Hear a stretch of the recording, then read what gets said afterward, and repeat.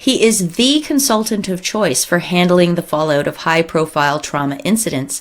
When the so-called satanic panic was happening during the 1980s, and young folks were going on television to claim satanic ritual abuse, Dr. Perry was the guy who would appear on the same show to explain that it was all in their heads. He expressed his opinion in the Abney case, for example, where he felt memories were implanted during therapy, thus supporting the line adopted by the False Memory Syndrome Foundation. If you've got children experiencing mass trauma, this is the government's go-to guy, Bruce Perry. Now, if you're a political researcher, this is already a little interesting. It gets better. When he was a young man attending college at Stanford, Perry says he received his introduction to neuroscience from Dr. Seymour Levine. Dr. Levine was a famous man by the time he became Perry's first advisor and would prove to be an enormous influence on the budding psychiatrist. It is thus interesting to note that Dr. Levine's entire career as an experimental psychobiologist was centered on torturing animals. His specific area of study was taking very young mammals and separating them from their mothers, shocking them, and measuring the societal results. Would mammals taken away from a loving environment and replaced with pain be able to properly socialize? The answer, unsurprisingly, is no. How's that for an intro on Dr. Bruce Perry's background? Shocking already? It gets more so. But first I want to detour just briefly to Dr. Seymour Levine, because that thread also led me to some interesting stuff. Just to confirm, Dr. Levine had been torturing animals from, early on. Here's 1961. He was awarded $1,500 in the Hofheimer Prize to see the effects of stress upon baby animals. How do you think you stress out baby animals? Do all kinds of mean things to them. How do you think you stress out baby humans? This ridiculous pretend science of figuring out that hurting animals and separating babies from their mothers, this is obvious. This is obvious stuff. That it has negative consequences. But okay, they came along, like I said, and they medicalized this and they made it into some kind of important science. It just seems to be justifying cruelty and psychopathy to me. Or legitimizing it, not justifying, legitimizing it, making it into a profession. Okay, so Dr. Levine, he started at Stanford in their clinical science unit when it first opened up. And it was opened up by a guy called Joshua Lederberg. Listen to this. What they were going to study. Life on other planets and mental retardation on Earth are among the topics to be studied in the new clinical science research building at Stanford. It's directed by Nobel Prize winner Dr. Joshua Lederberg and dedicated to an attack on the problem of mental retardation, but also life on other planets, right? And anyway, Dr. Seymour Levine is going to be there to study how hormones affect the maturation of the central nervous system. So those are what his experiments began with. And it ended up, by 1978, with Dr. Levine's research lab having to be shut down, because his experiments on chimpanzees resulted in the chimpanzees going totally crazy and being super uber violent. In the last year of his work, 5 babies died, 5 baby chimps. And so it's important to remember that his student, Dr. Bruce Perry, went on to study these same things in human children. And again, I'm going to stress, where do you get subjects for that type of research? Remember, Dr. Perry opened his first organization on his own, the study of child trauma, in partnership with a very long-standing Catholic orphanage system. All right, and a little bit more about Dr. Seymour Levine and Joshua Lederberg. They were holding lectures, which they called Progress in Medicine. And in this one, studies in sexual differentiation was going to be talked about. And now I talk to you about trans these two guys were studying that and how hormones affected sexual differentiation. And they were starting to bring this to the public under the name Progress in Medicine. And where was this, by the way? It was in Palo Alto, California. Today, a hub of technocratic science. Everything from artificial intelligence to their fake meat factories to artificial wombs where they're trying to grow babies outside of bodies. Right. And you might recognize this guy's face, Joshua Lederberg. He's a very significant figure. I covered him briefly in my video, Soros, Soviets, Science, and Blood, where I talked about how he was the president of Rockefeller University for a very long time. He studied the genetics of bacteria. He coined the term eugenics because he's a eugenicist. And he thought eugenics, the word, had become poison. So he said they should call it euphenics. And here's a paper he wrote about the obligation we all have to use technology to better the human race through breeding and abortions and different things. He said we'd be foolish not to do this. Oddly, he was also part of an AI project called Dendril, where they studied blood. I forget the details of it. But he also advised 9 U.S. administrations, including on Gulf War syndrome, which many say is actually a result of the vaccine program. He also worked for NASA, where he told the world that it's dangerous to send men to space because we could pollute it with our humanness. He wanted to find life on other planets. Anyway, that's the guy who inspired the animal torturer, Dr. Seymour Levine, who was highly influential in Bruce Perry, who is now advising governments and agencies all over and corporations all over the world on child trauma. What else have I got for you here? Oh yeah, just maybe an interesting side note that Dr. Seymour Levine, after this lab was shut down, went to work for Ortho Biotech, which is actually a Johnson & Johnson spin-off company. And what did they do? They produced genetically modified mice to be used in experiments. And one more thing about Seymour Levine. Oddly, in 1994, and he had been working on this since 1985, he kind of invaded Cedars-Sinai Hospital and tried to push this community care model, HMO, the HMO. Here was Dr. Perry's mentor, Dr. Seymour Levine, who's supposedly a research scientist, getting involved in politics and the reorganization of the delivery of care at Cedars-Sinai. And he had a lot of enemies. Most doctors didn't want this. This is a really interesting article, actually. They thought it was going to degrade care, and they were already seeing the results of it. Anyway, it got pushed through. It was so controversial that they fired the hospital administrator and brought in a new one. And then that new one actually says, it's a quote in there, which I don't have, but he's like, well, I know nobody wants this. I don't want this either, but it's just how things are moving and we have to accept it. Again, with this notion, you can't stop progress, even if it sucks, even if it's terrible.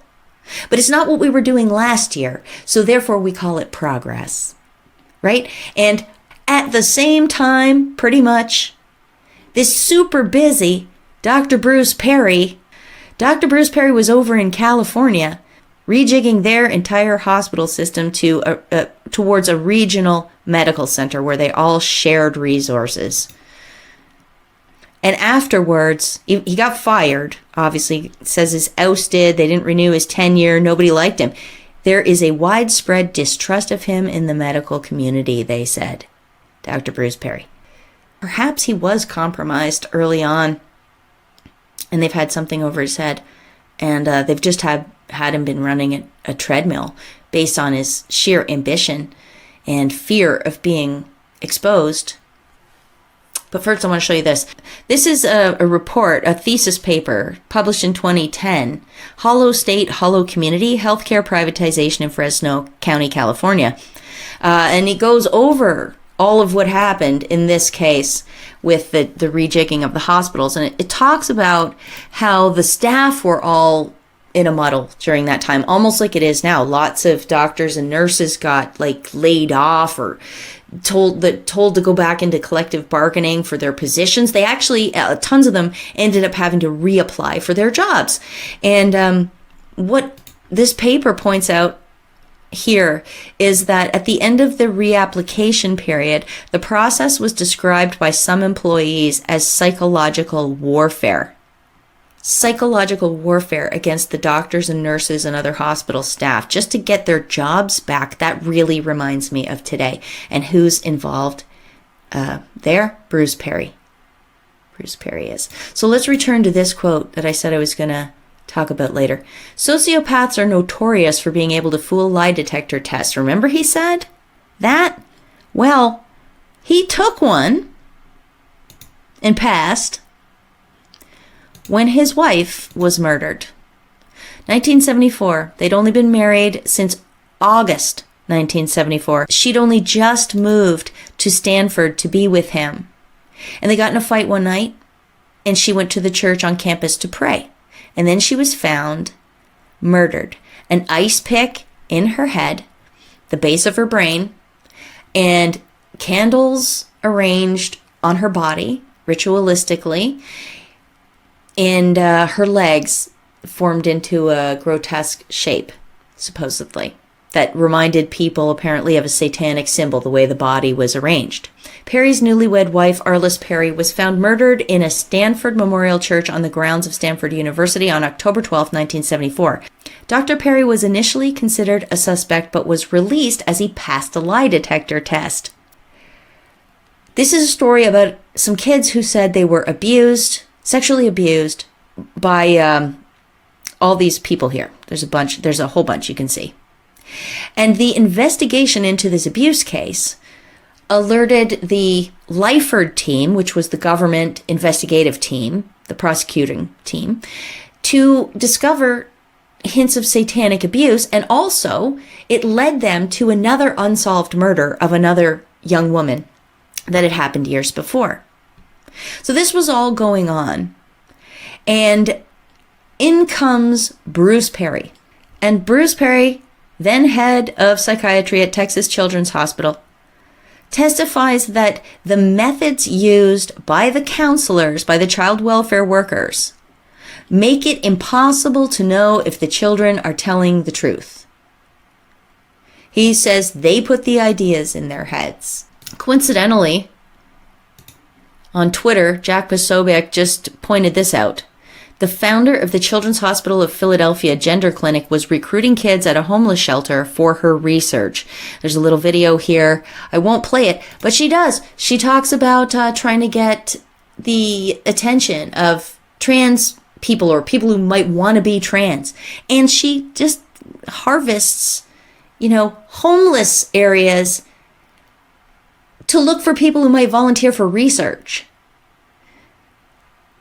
She admits it. Bruce Perry and other people who run orphanages, these philanthropists who, they need subjects for their research and for observation and for other uses, which I won't even get into here. But she just admitted it on video at a speaker series. She was talking about going to these places to get subjects for research. And sure enough, when I checked, Philadelphia story, education and activism converge in ACEs epicenter. This is from 2014. ACEs is another trauma sort of test you can give people. It's a measuring tool for how traumatized any person is. And it says that in the early 2000s, a group of Philadelphia professionals in health, education, and human services became inspired by the work of Dr. Bruce Perry. They started this Multiplying Connections initiative, decided to focus on children aged 0 to 5. It's part of the nonprofit Health Federation of Philadelphia. Then further in the same article, they say they've also adopted the neurosequential model of therapeutics. So yes, Dr. Perry has had long influence on the ways of thinking of the people involved in the medical and especially child health system of Philadelphia. So it's no surprise that at this point it's degenerated to the point where they just harvest the worst off people in society to look for subjects for their research. Shameful. Okay, the wrap-up graphic. Remember, it started with this horrifying story of child abduction, more or less, in Alberta, of Christine Wall's 3 children after she reported that her son had been sexually molested by a school principal. And her son, of course, came down with herpes very shortly thereafter, but nobody believed her. Instead, they turned the system on the parents and did their early intervention and stole the children away. This all happened in a province that is deeply, deeply, deeply invested in Bruce Perry's methods, where they've all been through the Child Trauma Academy and been trained in the neurosequential network model. I mean, Hull Services, which is a private company that was just started and is overseen by some of the biggest consulting groups in the world, they are partnered. All of these guys are partnered in supposedly helping children. And Perry has infiltrated all these countries. I didn't get time in this video to go over what I found, but I'll do another one. Anyway, and then part 2, we talked about the devil and Dr. Perry and his shocking background, where it doesn't seem like he possibly could have done all the things that he said he has done. But we do know that he was mentored by an animal torturer, Dr. Seymour Levine, who was partnered in the Stanford labs with Dr. Joshua Lederberg, an avowed eugenicist. He becomes an expert witness, testifying in ways that absolve child abusers in many cases where the children are alleging ritual abuse. But when it comes to Waco, a Christian compound, he says the children were badly abused. He was doing work for 5 years to integrate hospitals into the community model, and so was his mentor, Dr. Seymour Levine, one on each coast. Then in the same year that he met this Dr. Levine and was being taught by him, his wife is killed in what looks like a satanic murder in a church on Stanford campus. Perry is not cleared from that murder. It's hanging over his head until 2018. And I didn't mention this. Why do you think they absolved Dr. Perry suddenly in 2018? Could it be because he then, at that same time, appeared with Oprah Winfrey on 60 Minutes? And then they went on to write a book together, which was published in 2021? Yeah, it looks like I missed a section. Well, who can blame me? This has gotten really long. But I want to show you what has happened for Dr. Perry since he was absolved of the wrongdoing in the murder. He's become an even hotter commodity, as you can see with this partnership with Oprah, of course. On this website, which lists speakers and where to book them for your events, Dr. Bruce Perry appears, and look at his speaking fee. Live event fee, anywhere from $30,000 to $50,000, and a virtual event fee. So he's just going to appear with you on Zoom. $20,000 to $30,000. Boy, oh boy. That's what happens when Oprah gets a hold of you. So who told Oprah to coordinate with this guy? Look at March 8th, 2018. Same year they tried to arrest the suspect in Perry's wife's murder, but then he conveniently shot himself before the trial could happen. Right there, as the police were trying to arrest him. Reminds me of a story from Ottawa and Trudeau. Look up Detective Cal Gadban. Died in very similar circumstances. And it just so happens Cal Gadban was the head of child trafficking unit at the Ottawa Police and was also the officer responsible for investigating a break-in to Trudeau's home. What? Yeah, I'm sorry for the diversion on this already very long video, but see, when you've been at it as long as I have, the patterns, it's all about the patterns. So, yes, that's the wrap-up graphic. You can see I didn't get to all of it in this long video.